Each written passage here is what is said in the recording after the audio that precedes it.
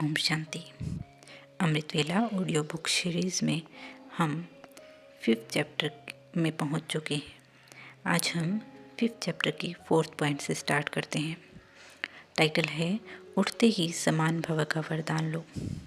उसमें भी पहला पॉइंट बाप दादा कहते हैं, ब्राह्मणों का पहला संकल्प कौन सा है, उस समय कौन सी स्टेज होती है।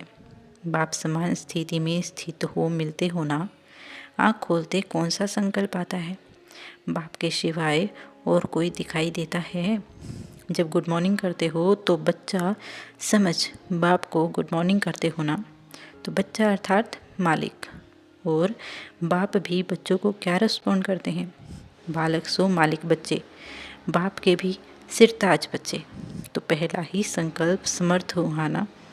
पहली मुलाकात बाप से होती है और पहले मिलन में बाप हर रोज़ समान भव का वरदान देता है, जिसमें सब वरदान समाये हुए हैं। तो जिसका आरंभ ही इतना महान हो तो उनका सारा दिन कैसा होगा, व्यर्थ हो सकता है। इसी में दूसरा पॉइंट है, लेकिन ऐसी श्रेष्ठ मुलाकात सदा कौन कर सकता है, जिसका संकल्प भी बाबा और संसार भी बाबा है। ऐसी बाबा के समीप बच्चों की मुलाकात समीप से होती है, नहीं तो समीप की मुलाकात नहीं, लेकिन सामने की मुलाकात होती है।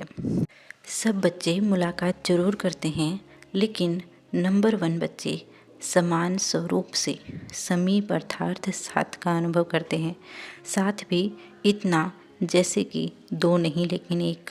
सेकंड नंबर बाप के स्नेह को, बाप के वरदानों को, बाप के मिलन को समान स्वरूप से नहीं लेकिन समान बनने की शुभ संकल्प स्वरूप होकर चलते हैं। सम्मुख का अनुभव अर्थात बाप से सर्व प्राप्तियाँ हो रही हैं, ऐसी अनुभूति करते हैं। तो फर्स्ट नंबर समान बनकर मिलते हैं, सेकंड नंबर समान बनने के संकल्प से मिलते हैं, तीसरे नंबर की तो बात ही नहीं पूछो। तीसरे नंबर वालों की लीला विचित्र होती है।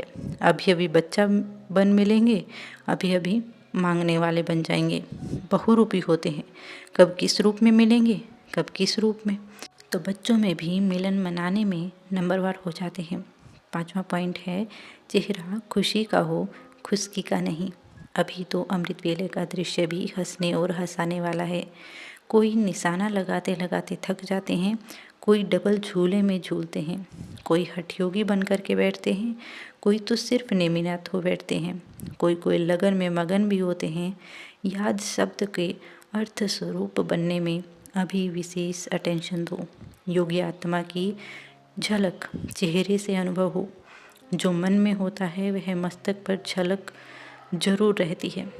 ऐसे नहीं समझना मन में तो हमारा बहुत है। मन की शक्ति का दर्पण चेहरा अर्थात मुखड़ा है।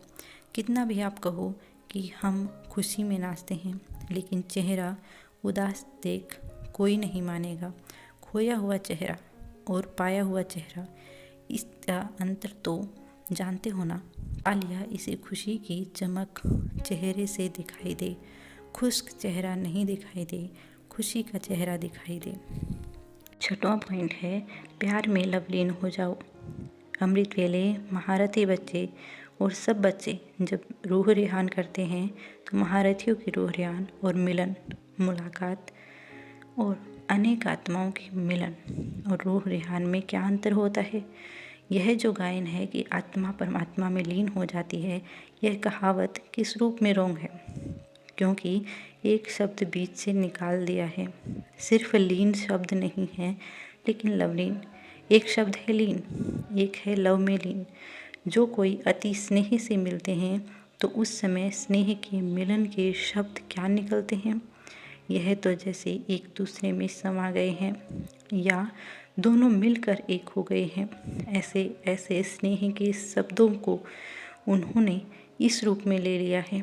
यह जो गायन है कि वे एक दूसरे में समा कर एक हो गए हैं, यह है महारथियों का मिलन। बाप में समा गए क्योंकि बाप का स्वरूप हो गए। ऐसा पावरफुल अनुभव महारथियों को होगा। बाकी और जो बच्चे हैं वह स्नेह शक्ति खींचने की कोशिश करते हैं, युद्ध करते करते समय समाप्त कर देंगे, लेकिन महारथी बैठे और समाये। उनका लव इतना पावरफुल है जो बाप को स्वयं में समा देते हैं।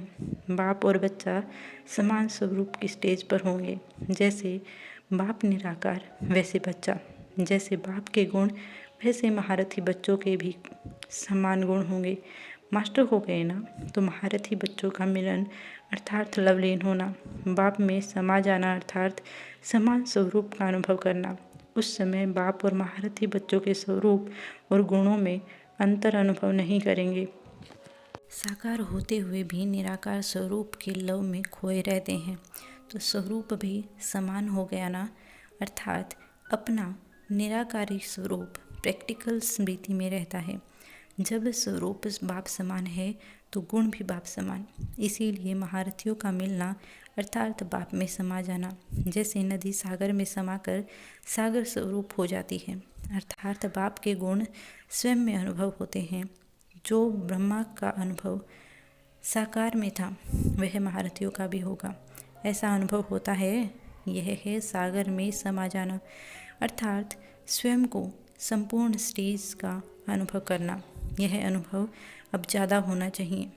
दूसरा पॉइंट है, हर संकल्प से वरदानी नज़र से निहाल करने वाले बाप दादा हर बच्चे की समीपता को देखते हैं। समीप अर्थात समा जाना। अमृत वेले का टाइम विशेष ऐसा पावरफुल अनुभव करने का है। ऐसे अनुभव का प्रभाव सारा दिन चलेगा। जो अति प्यारी वस्तु होती है वह सदा समाई हुई रहती है। यह है महारथियों का मिलन अमृत वेले का। बाप दादा भी चेक करते हैं कौन कौन कितना समीप है।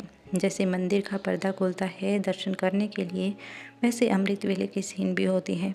पहले मिलन मनाने की, हर बच्चा अमृत वेले मिलन मनाने के लिए फर्स्ट नंबर मिलन मनाने की दौड़ में तत्पर होता है। बाप चकमक चुंबक है ना, तो ऑटोमेटिकली जो स्वयं स्वच्छ होते हैं वह समीप आते हैं। बाहर की रीति से चाहे कोई कितना भी प्रयत्न करे, लेकिन चुंबक यानी कि चकमक की तरफ समाने वाली स्वच्छ आत्माएं ही होती हैं। अभी 5th चैप्टर हमारा कंप्लीट होता है। 6th चैप्टर है अमृत वेले शक्तिशाली याद। इसको हम नेक्स्ट वीडियो में कवर करेंगे। अच्छा, ओम शांति।